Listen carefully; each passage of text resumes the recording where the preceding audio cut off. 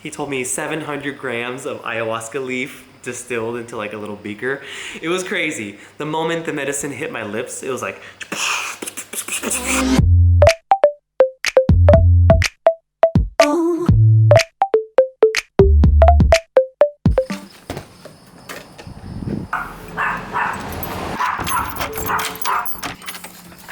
Rambo!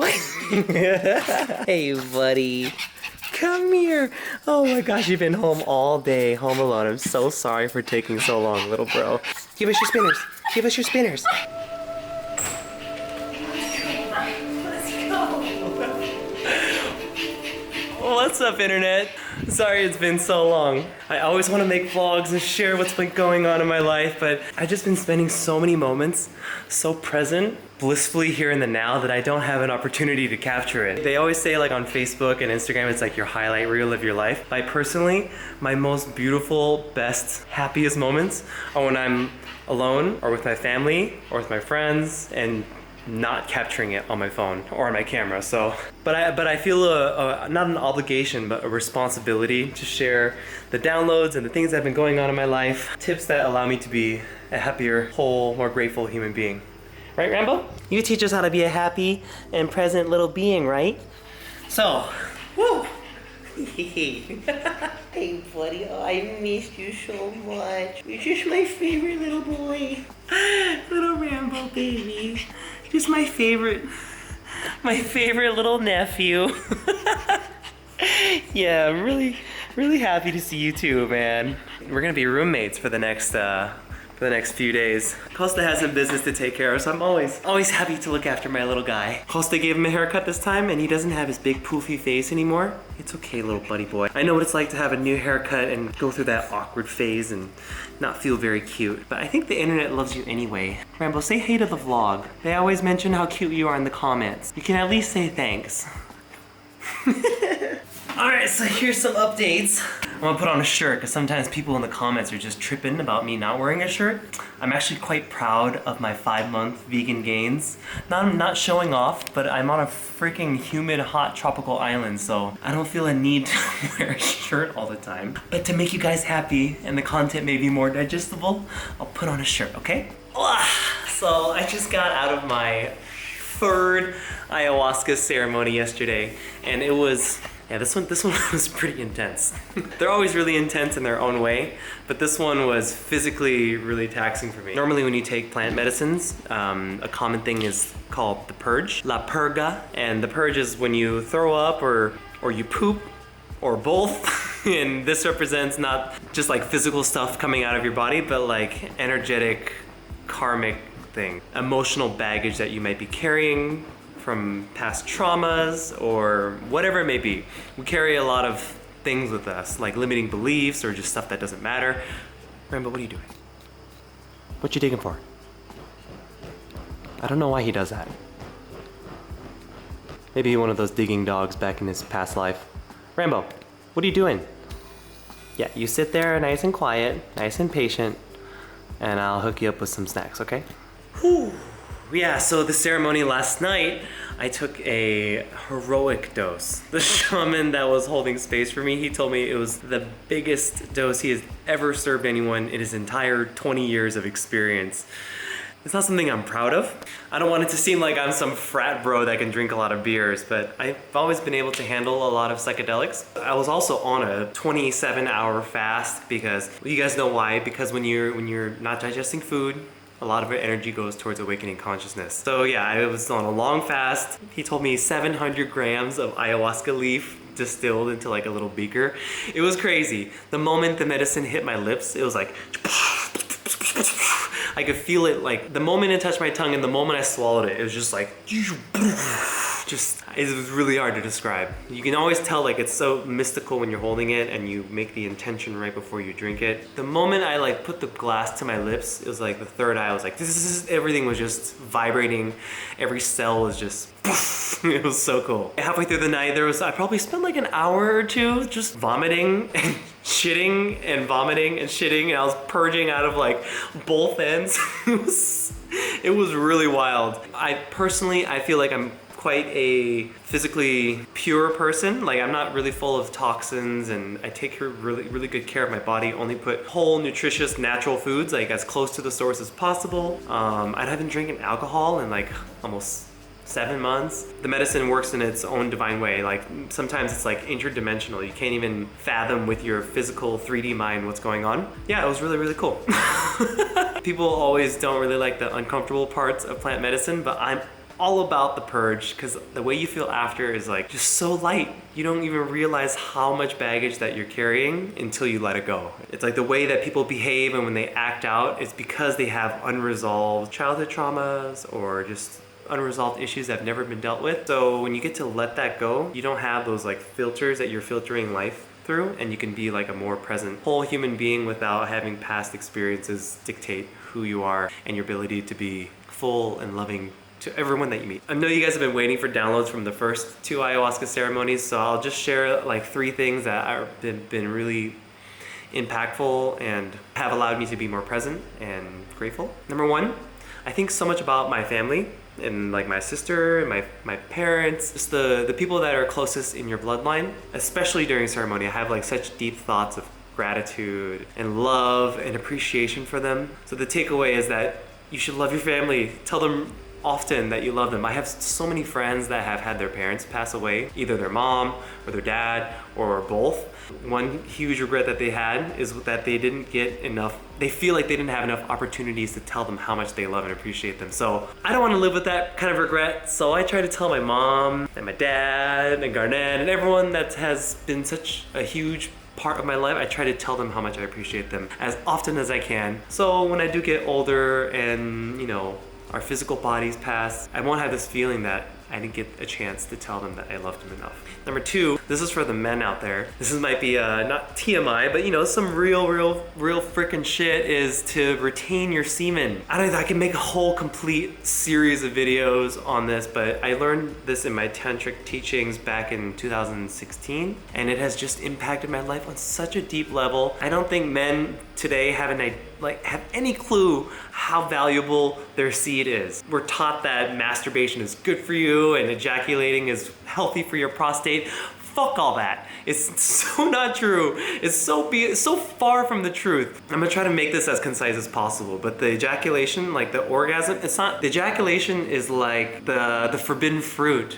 in the story of Adam and Eve. It's like this like delicious, irresistible thing that when you bite into it, it like brings you down into lower dimensions. And not like it like sends you to hell, but it like brings you from your high vibration to a lower, dense, less powerful being. And that's because that like your seed is made up of all the genetic code to create another being. So why would you ever spill it into a toilet or onto someone's back or just anything if you're not intending to create another being? In the yogic teachings, the only time that a man should ever ejaculate is to create a child. I remember learning this and it's just something clicked in my mind. I remember my teacher telling me that people that do it often, they have like receding hairlines, they have like they age quicker and they don't live as long. Their body just doesn't work in optimal condition. And I can say for sure that like all these gains that I've been experiencing in the gym, a huge part of it is from semen retention. It's like if your body is making the fluid to create another life, how do you expect it to regenerate and have protein synthesis in your muscles? If you guys have questions about that, please ask in the comments. I have been studying this for a super long time. It's like a Taoist, yogic,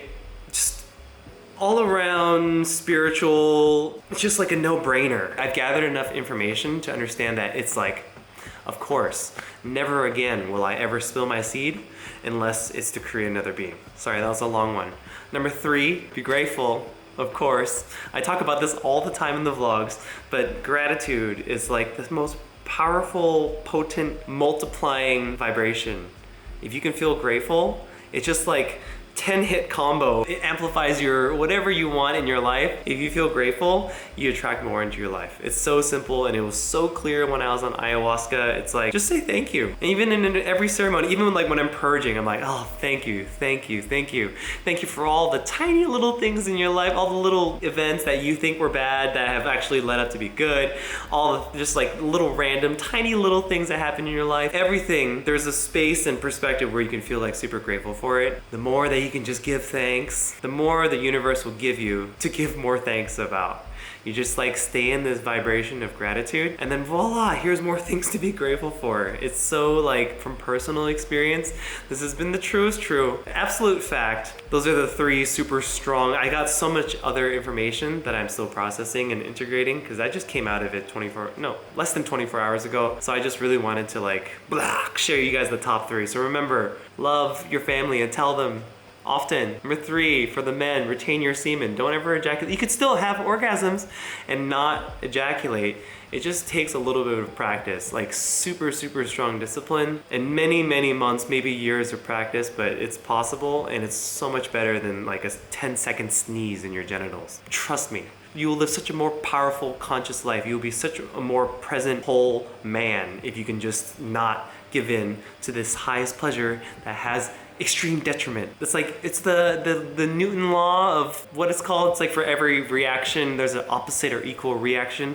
You can't just have a giant explosion of like sexual bliss, ecstasy, and not have any repercussion. Well, I'm sure you can feel it when you're ready to go to sleep immediately after, but there are so many other negative things that happen from indulging in that. So sorry about that ramble. I hope you guys get takeaways. I've been wanting to share downloads. I know you guys have been waiting, so there you go. There's gonna be more later. So yeah, this vlog's getting kind of long. This is more like an update kind of thing. I wanted to just let you guys know that I'm alive and I'm okay, and I'm with Rambo for the next few days. So you guys will be seeing some more fun stuff. I've been using the simulator like crazy for the FPV drone. I just got this brand new backpack. This is the Low Pro CS Drone Guard CS300. Back when I flew with the Phantom 4 Pro, I had a Low Pro backpack and it was so trusty. I traveled around the world so many times with it. So the moment I saw this brand and the people in the Facebook group using this, I was like, I gotta have it. Let me give you guys a little tour around. There's a little front bag here.